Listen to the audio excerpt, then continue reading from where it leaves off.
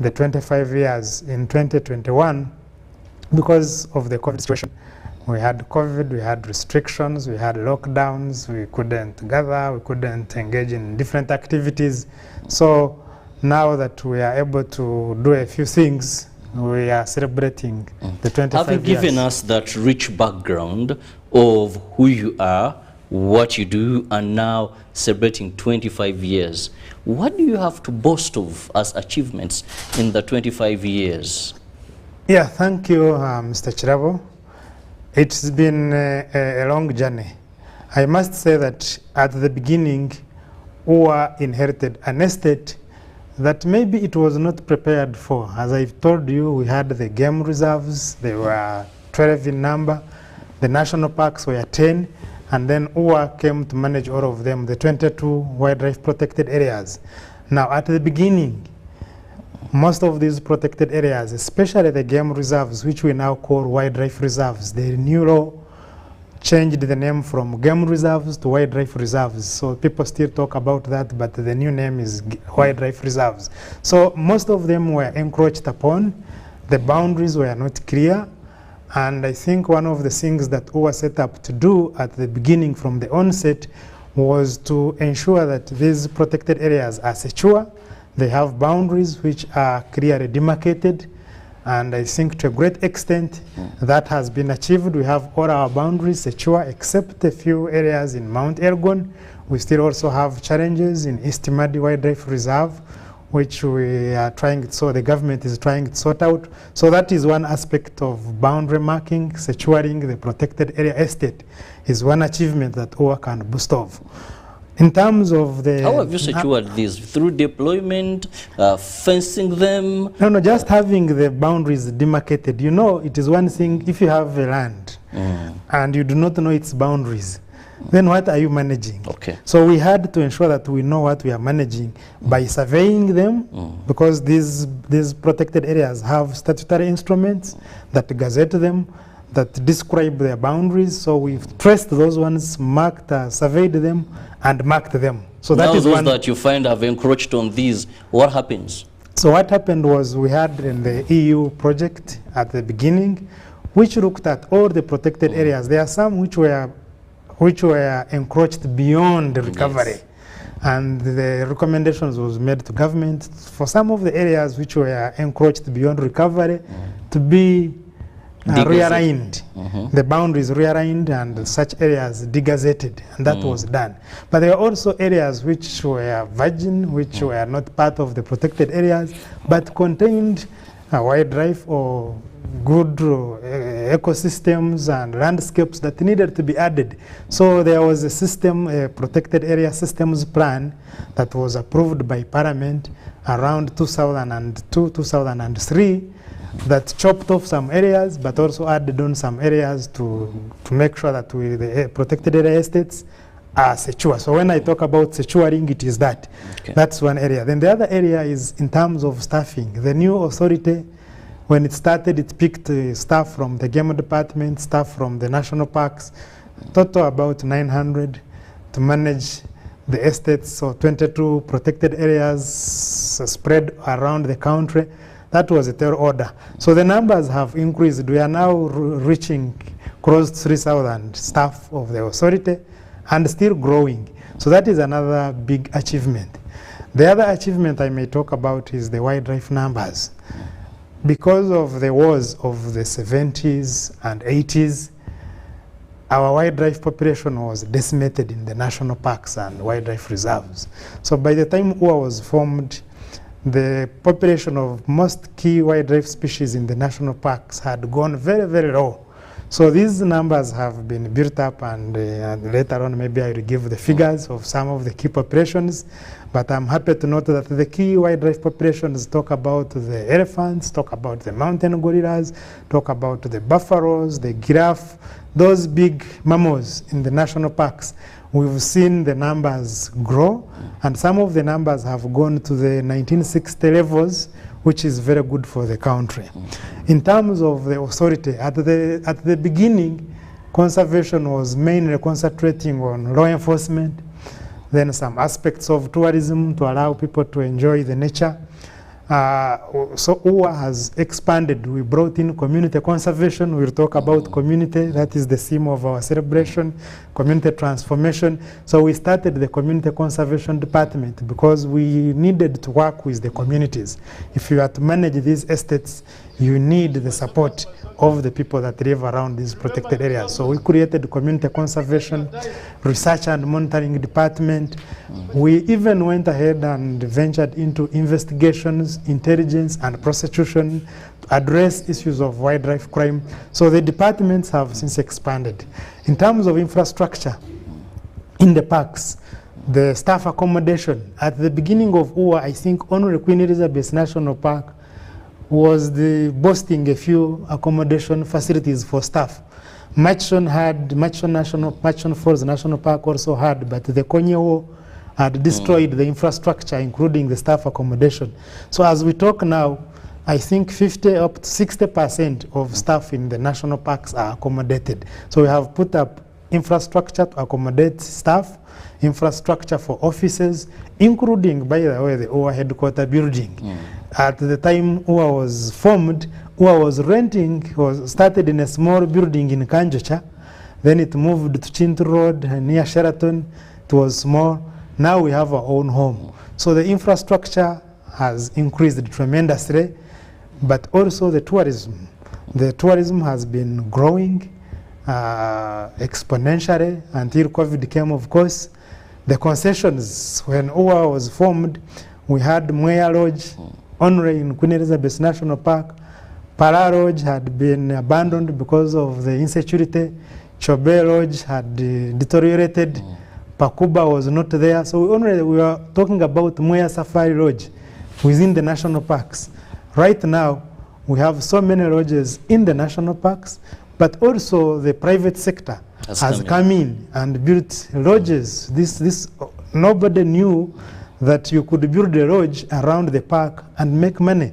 So those opportunities have been created because of the improvements in conservation, because previously without that it was going to be difficult. Well, a number of achievements have been made in the 25 years of existence, but now you've talked about involving the community. And I think of late, poaching is not the problem to our wildlife. It could be there, but to a larger extent, this has been dealt with. Even our points of entry, you can't mess with the rhino horns and you think you're going to go through Entebbe Airport. Recently I saw parrots. Yes, being confiscated. So it's becoming now very, very risky to transport and even get involved in this. But of late there is a big problem that I want us to address, and I don't know how you're handling it. Wildlife-human conflict. The human-wildlife conflict. This is becoming a problem. Yes. Day by day, the animals either attack or the communities around attack the animals. And of it they use things like poisoning. How are you handling this? Because much as you're protecting, at one time we lost 11 lions, then we lost 7, then we lost 9. You know, it is recently we lost the 3 that went on an electric fence. Yet you also use electric fences. But let's discuss more. So yes, human-wildlife conflicts. But maybe before I tackle human-wildlife conflict, you mentioned that poaching is not a problem. I think it is still a problem.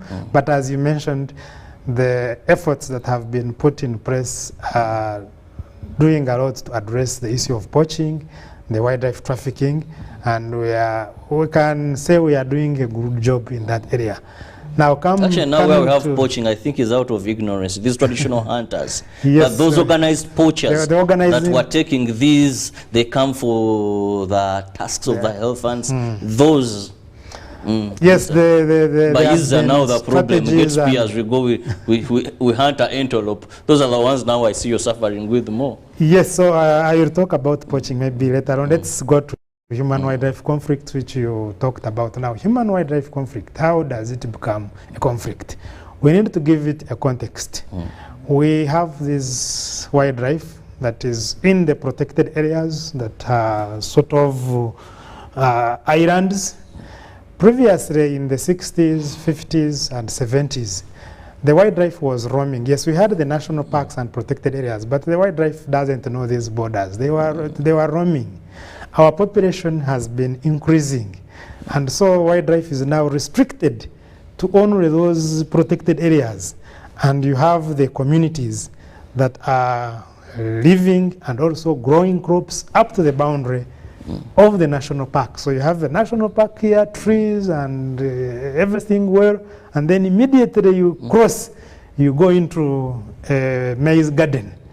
And so human-wildlife conflict has come because, one, the population has increased, the human population has increased and squeezed the wildlife into the protected areas, yet the wildlife still wants to move to areas they used to move. For example, elephants used to cross from Murchison Falls through Aswaro Rim in the north, through East Madi, up to Sudan. Now, the area between Murchison Falls National Park and Sudan border is settled. Yet the elephants used to cross. So that means some elephants were blocked in Sudan, others blocked in Murchison Falls, and yet for them, they want to trace their movement. They want to trace their routes. And so when they try to move, that's when you get a conflict. And two, so that is one. Two, if you grow maize, you grow bananas at the periphery of the national park, certainly it becomes attractive. Maize is nutritious, bananas are nutritious, and so compared to the food in the national park, so it attracts the wildlife. So yes, we are dealing with a human wildlife conflict, and it is a challenge. So what are we doing to address it? One, we believe that we cannot address it without the community involvement, and that's why our theme is community involvement. So we need to want the communities to appreciate that, yes, you have this wildlife. It is a challenge, but it is also an opportunity for you. So one of the measures we are using is awareness. To say, how can we use this wildlife as an opportunity for you to benefit from what it brings into the country? So one of the mechanisms is the revenue sharing. We know that this wildlife brings money through tourism. Tourists come, visit, they pay entrance fees, they pay money to see these animals. So one of the mechanisms is to say that of the money that the tourists pay at the gate, 20% of that money is shared with the communities as some form of, not compensation, but something to offset the losses that they are making. So that is one area where we are doing. But that's not enough. That does not still prevent the animals from destroying the property, even killing people. So what we are now doing is to do what we call barriers, because these protected areas now have become islands. So we are creating barriers. Unfortunately, we have to do barriers. So the biggest challenge are the elephants and the buffaloes, the big five. You'll not find people complaining about the cobs, those small antelopes. Those are even eatable. They know how to manage them, but they don't know how to manage the elephants because they are huge. So that's where the challenge is. So we are making barriers, and we are doing several interventions. We've done the trenches. We started with the trenches, whereby we say, let's create a ditch between the park and the communities, because you know that elephants can't jump, buffaloes can't jump, and so when you dig it properly and maintain it properly, it keeps the animals in. But then you reach an area like a swamp, so how will you do a ditch for the elephants? They can easily pass through the swamp. So the elephant trenches were not working in some areas. In some areas they worked very well. So we also do what we call live fences, like Mauritius stone. You create a live fence. Mauritius is a plant, a stone plant, and it forms a very thick mat, a thick fence that even a monkey cannot penetrate it. So in some areas which have good fertile soils, we've tried that and it has worked. Recently, we've gone into electric fencing because we've seen it work elsewhere in Kenya, in Southern Africa. They have gone into electric fencing. We took long to go into electric fencing as a barrier or as a measure to prevent animals from crossing.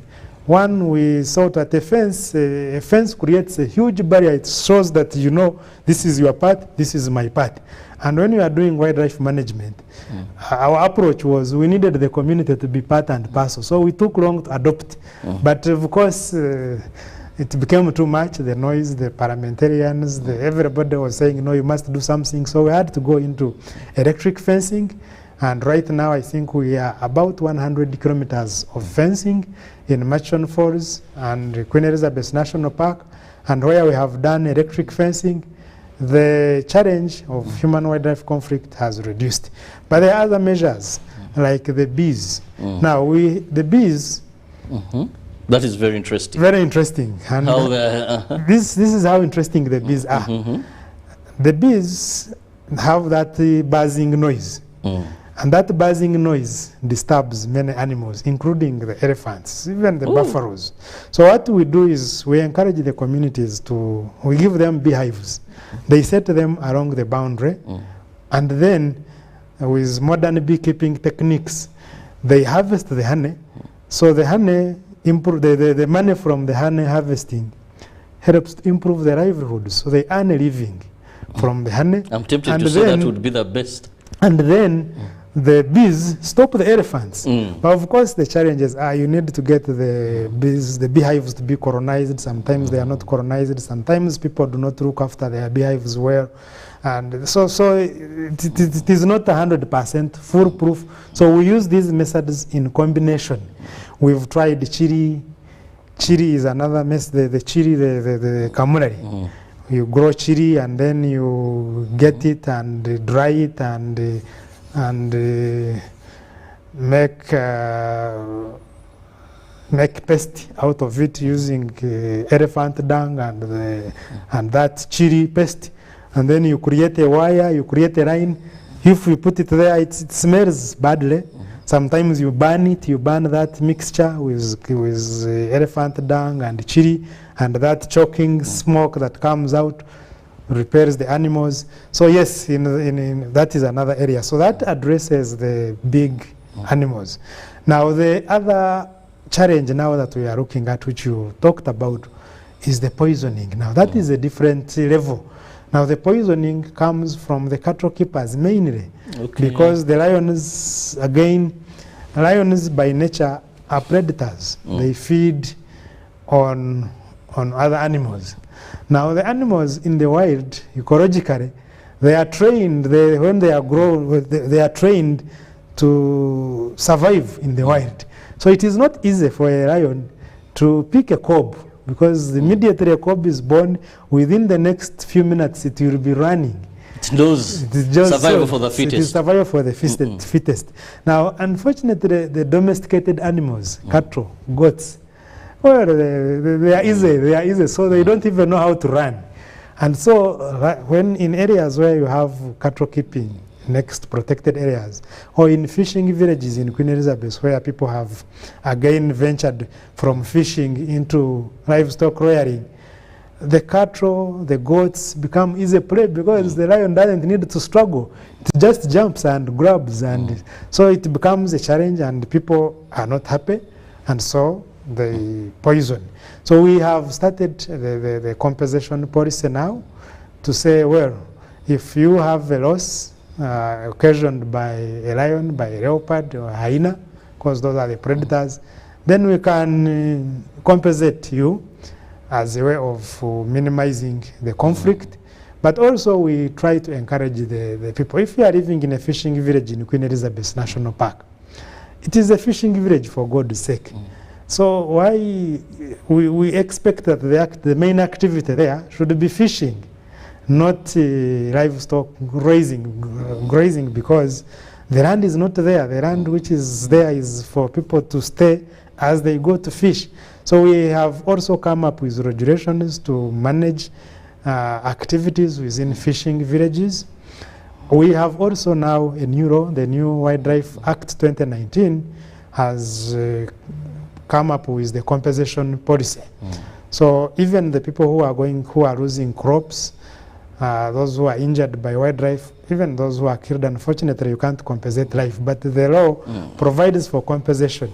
For a long time, many people have been asking us, when is this law, when is this compensation being implemented?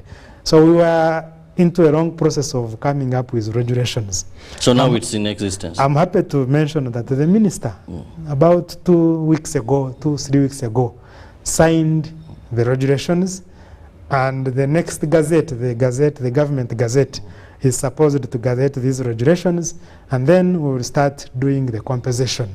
We've already set up committees, the compensation committees or the verification committees in line with the law. So compensation is what people have been talking about. We are going to try it out.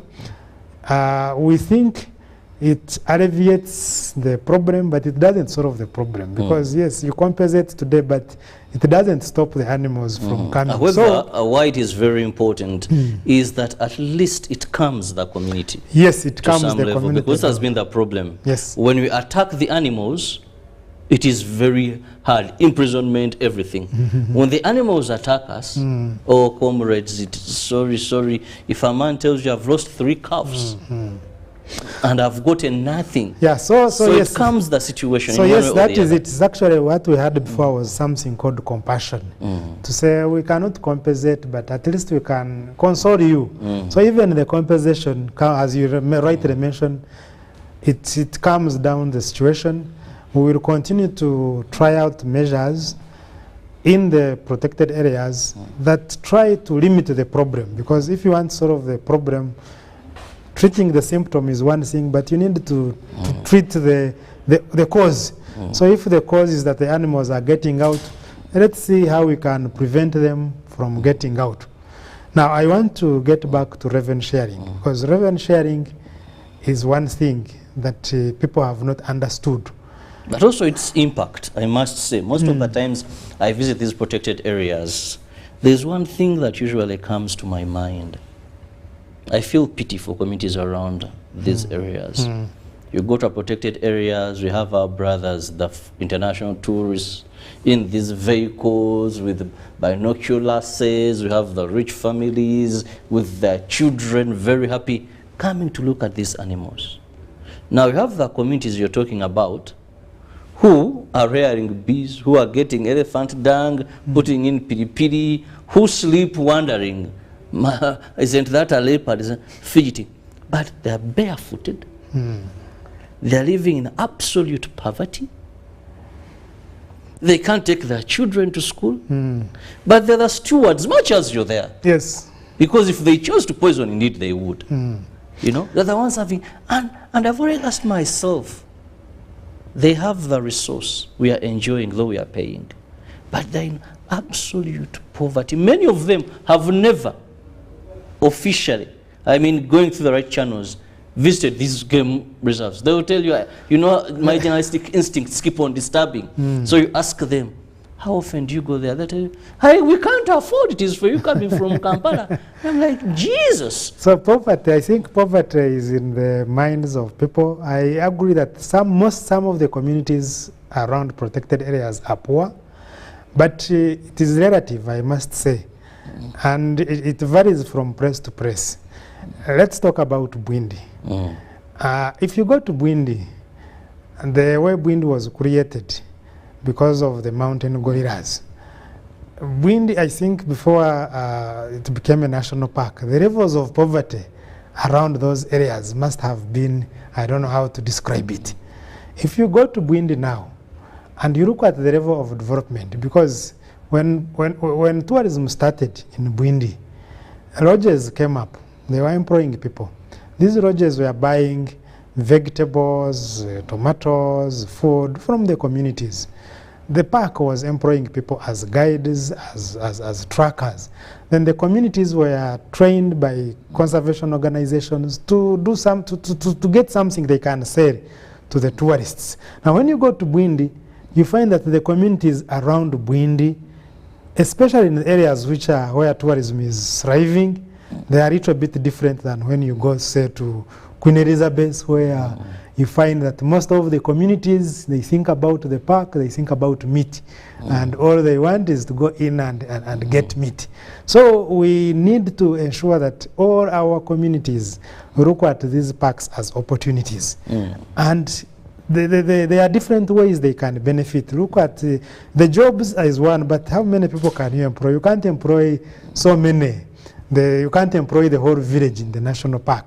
But now that tourism is springing up and is doing very well, there are many, many opportunities the communities can be engaged in. They can be trained to make handcraft, to make very good baskets, to make very good items that they can sell to these tourists. They can grow food that they can sell to tourists. They can perform for tourists. And actually the communities visiting the protected areas, it is not a big deal. Many of them actually don't see it as something that they should invest in. Even if we make it free on certain days, by the way, for example, on during Christmas, on like 26, we open up these parks for communities to come free and visit. A few come, but we still see the airites are the ones that come. So these communities would wonder, what do I go to? I always see these animals anyway. So going in sometimes, so it is the mindset that people think it is very expensive. It is not very expensive. Even in town here, I've had an engagement with a number of members of parliament who tell you, but you people, your areas are very expensive. But you ask, but do you know how much you need to pay to visit a national park for a Ugandan? It's only 15,000 shillings. 15,000 just as entrance fee. Of course, when you go, as I mentioned, the lodges are concessioned out, so we don't manage these. These are managed by the private sector. I hope when we see this, they don't, but not to run away from the point of revenue sharing, because this is where I want to know. Or in your records, and when I look at the monies you say you give back, 20%, they'll tell you an area like this time got 3 billion. Like, where did this money go? This cost sharing, you know, an area like this. And sometimes we assume that actually this is benefiting. They cannot put up these lodges in the game parks. When you look at some communities, much as we say they buy these foods, people will tell you we slept in Mbale, then we moved to the park. So still you find, explain how it trickles down. I want to these people near these game parks. Yeah, so revenue sharing was brought in as an intervention to really make the communities living around the parks realize that it is important to have these parks around them. Now, initially, the biggest challenge was the way the law was framed. It was framed in such a way that this money was supposed to be given to local government. What they do was none of our business. So for a very long time, this 20% would be given to districts. We tried as UA to come up with guidelines. Some people, of course, challenged them, but somehow they worked. So our guidelines were that let the communities come up with the projects they want, but they go through the approval, and at the end of the day, the district submits the projects that the communities want to fund, and we give the money to the districts.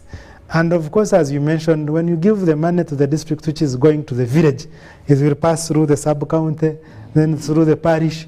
By the time it reaches the district, if it was 50 million, you don't know how much has reached. A lot of it gets lost along the way. Now that has been addressed in the new law. The new law, the 2019 Wildlife Act, has made revenue sharing a conditional grant, which gives us a bigger say as well. That right now, because it is a conditional grant, from the time we release that money, we know that this money is going to support Project X in Village Y. And so we also know that this project needs to be supervised, needs to be monitored by the district, by the sub-county. So there is a small percentage that is known, that is given to the district for that purpose. But the money for the project now goes into the project. So I think in the next 25 years, now that we are talking about from 25 to 25, I think in the next 25 years, we are going to see bigger impact, because we now have a bigger say in terms of what this money can do to the communities than previously. Previously, it was just give. Your role as UA, according to the law, is to give the money to the local government. What they do is none of your business. But now the law allows us to get interested in what is that money going to do and make it a condition. So it is a conditional grant, and I think there have been challenges. The impact has been not great in some areas. A few schools have been built. You find some trenches done, clinics or other community projects. But I think the next 25 years we'll see a greater impact, and also we are also seeing our tourism numbers going up, especially if we get out of COVID. Actually, I was shocked when I was learning of how much you're giving. This is a lot of money. Yes. Maybe just 3 or 4 sites for our viewers to understand, and these communities to know that why they should treasure these animals, something is coming back to them. Yes. If you have the statistics with you, if you moved with them. I think we've given this from 2006 up to 2019, the figures I have is 4.2 billion shillings across the different national parks. As I mentioned, this money varies. The park which gets more visitors will get more money. Because it's 20% of the gate collection. Exactly. So well, let's now look at the activities that you've lined up and your plan for the next 25 years in the interest of time. Yeah, thank you. So we will be celebrating 25 years. And as part of the celebrations, a number of activities have been lined up. Last week on Wednesday, the minister launched the celebrations. There was a media launch at Uganda Wildlife Authority. It was well attended by all the journalists and the media and well covered.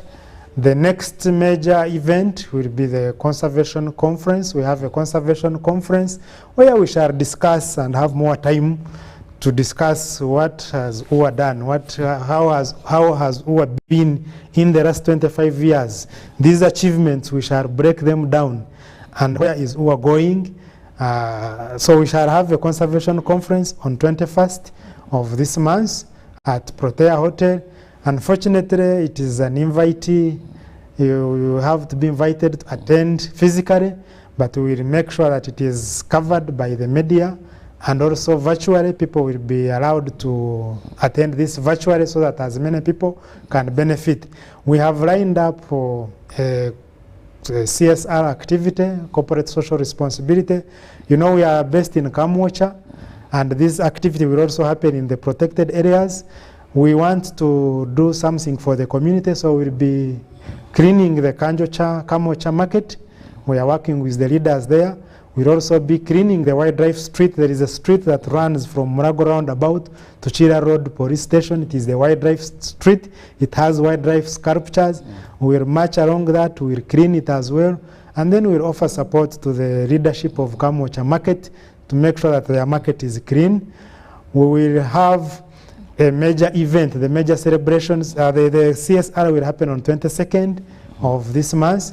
And then on 24th of this month, we'll have the main celebrations of UA at 25 at Sheraton Hotel. We'll have media, we'll have a magazine launch, the UA at 25 magazine. We'll launch it. It's going to be beautiful. And the companies which have not yet advertised, please, you get in touch with the Manifesto Group and see how you can advertise in that magazine. It will have more information about UA at 25. There will be some conservation awards looking at those people who have been there, the organizations that have supported UA over this period. So there will be awards, there will be dinner, there will be entertainment, and there will also be some celebrations within the protected areas. But going forward, we'll continue celebrating for the whole year. So we'll be lining up other activities. We want to encourage people to visit the protected areas. We'll have discounts for people to visit the protected areas at certain periods during the year. Of course, we are now entering a peak season. Our peak season is June, July, August. So we do not want to mix the peak season with some of these discounts. This is our opportunity to make some little money. But the activities will continue throughout the year. So we'll have many other activities that will be lined up to celebrate with the communities, with the general public, the achievements and milestones of UA over the last 25 years. And going forward, I think we are going to see improved technology in wildlife management and conservation, because the world is now going digital. You have already mentioned that we are doing well in poaching. One of the reasons is we have used technology. So we will be using technology to monitor wildlife, to monitor these fences, to monitor human-wildlife conflict, and be able to respond as fast as possible, because we'll be getting information in real time. So going forward, I think we are going to see more improvements and more quick response in some of the challenges that we are facing through technology. Well, I want to thank you so much to Mwesige Charles, who is the Deputy Director, Field Operations, Uganda Wildlife Authority. And when we talk about more technology, yes, in tracking these animals and ensuring that we have more of these stocks improving day by day, but also very interesting when it comes to revenue sharing. We hope that these communities will enjoy the fruits of laboring to ensure that we enjoy this wildlife. Have a lovely day. God bless you. Up next is sports. Good morning.